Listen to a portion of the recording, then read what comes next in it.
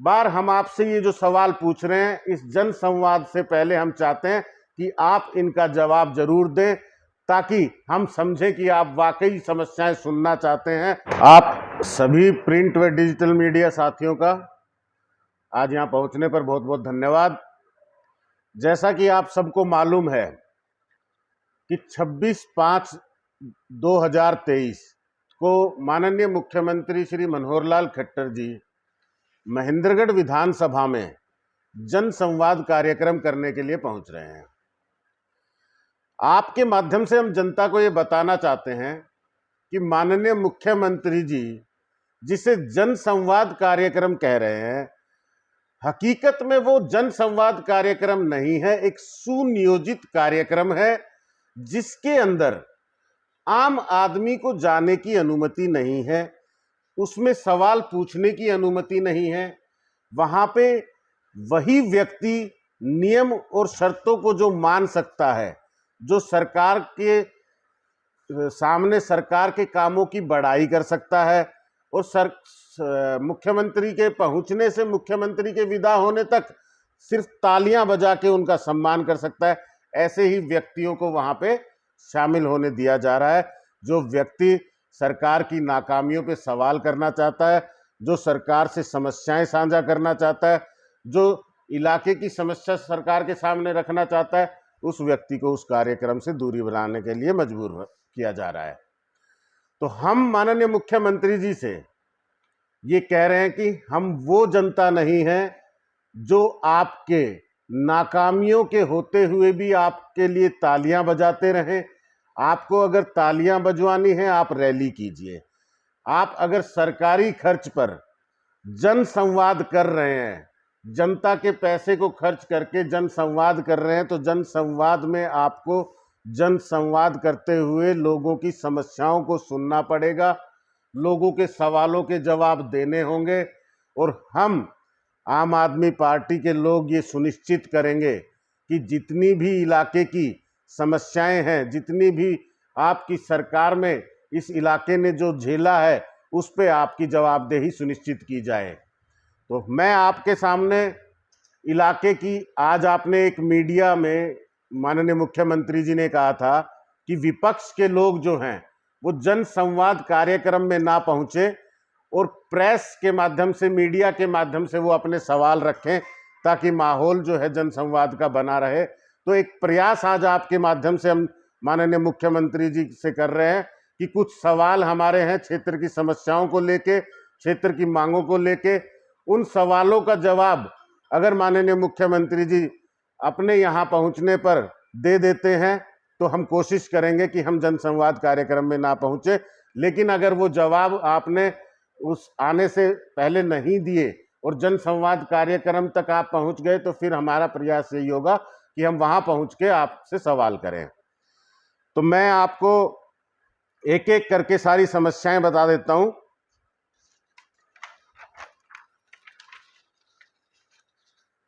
महेंद्रगढ़ में 2019 में आपने आईएमटी की घोषणा की थी, जिसमें आज तक कोई काम आपकी सरकार ने शुरू नहीं किया है, जबकि आईएमटी के लिए जमीन देने का काम जनता कब का कर चुकी है।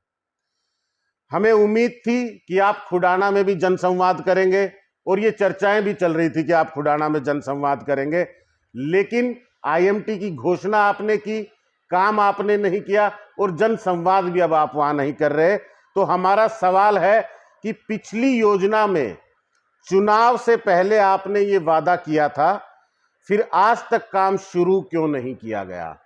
क्या ये एक चुनावी मुद्दा है आपकी नजर में?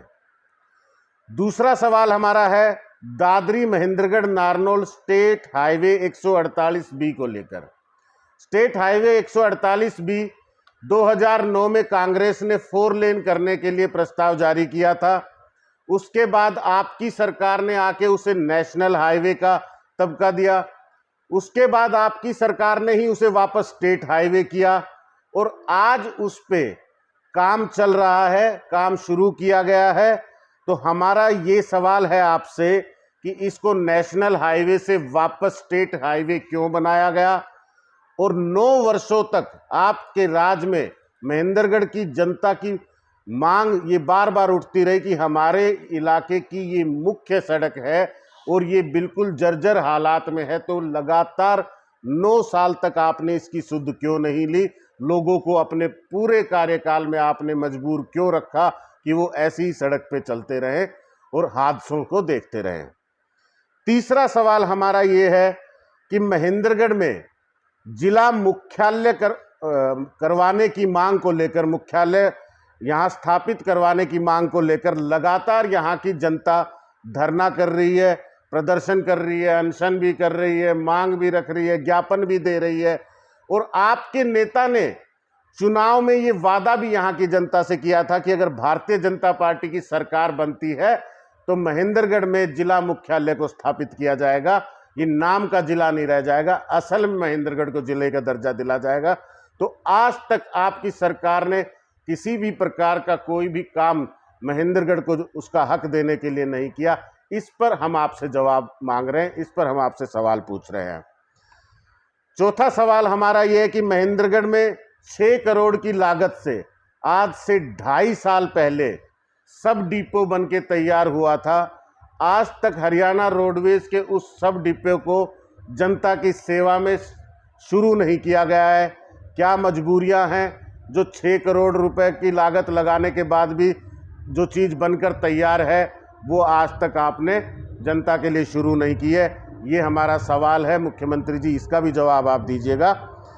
महेंद्रगढ़ नागरिक अस्पताल को 100 बेड करने की घोषणा आपकी सरकार ने पिछली योजना में की थी, जिसका कार्य आपने इस योजना में शुरू किया है, जिसे अब पूरा होकर 2023 में जनता को समर्पित करने का वादा आपने किया था। लेकिन आज तक नागरिक अस्पताल की बिल्डिंग भी बन के तैयार नहीं हुई है, तो वो जनता की सेवा में समर्पित होने की तो बात बहुत दूर अब नज़र आ रही है।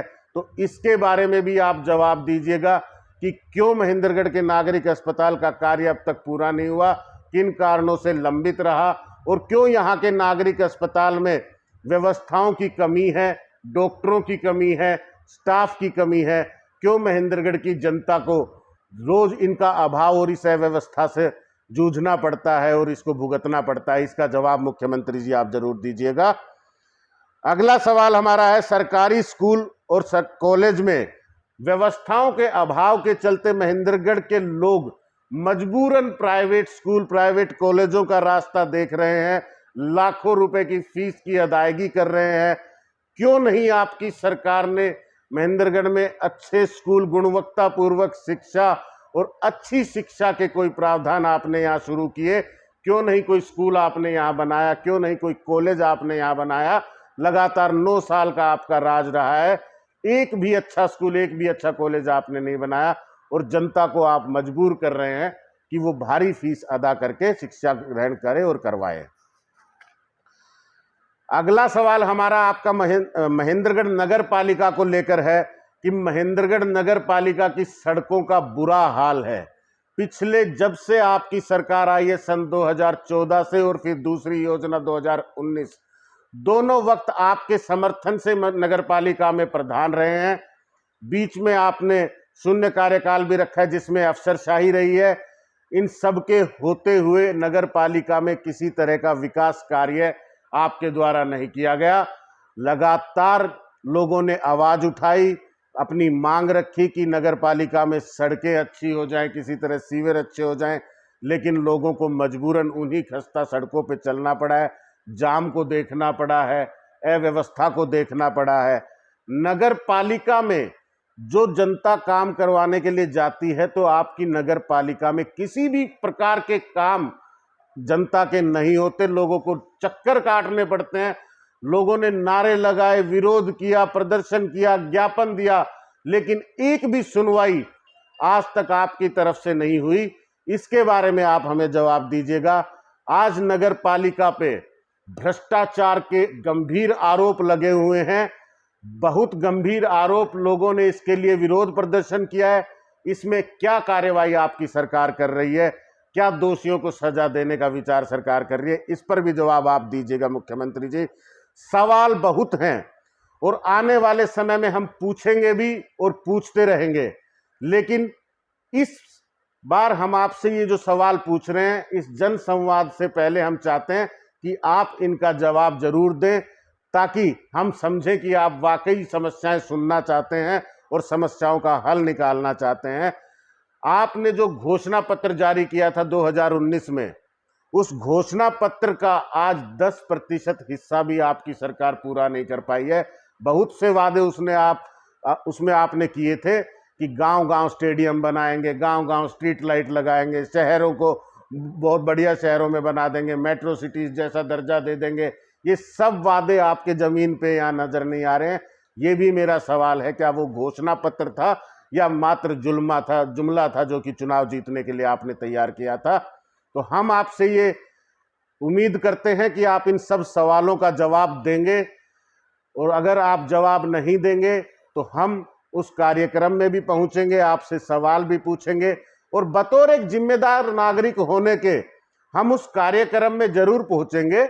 मैं किसी पार्टी के नाते से या किसी राजनीतिक दल के नाते से नहीं, लेकिन मेरे अपने गांव में भी है, मेरे साथियों के गांव में भी है, तो हम चाहेंगे कि हम अपने अपने व्यक्तिगत रूप से एक जिम्मेदार नागरिक होने के नाते वहां पहुंचे और आपसे सवाल पूछे, और उम्मीद करते हैं कि जैसा आप पहले करते आए हैं कि लोगों को उठवा कर, पिटवा कर और उससे बाहर करवाने का काम जो आप कर रहे हैं, तो सवाल पूछने वाले साथियों के साथ ऐसा बर्ताव आप ना करें, ऐसी आपसे उम्मीद करते हैं।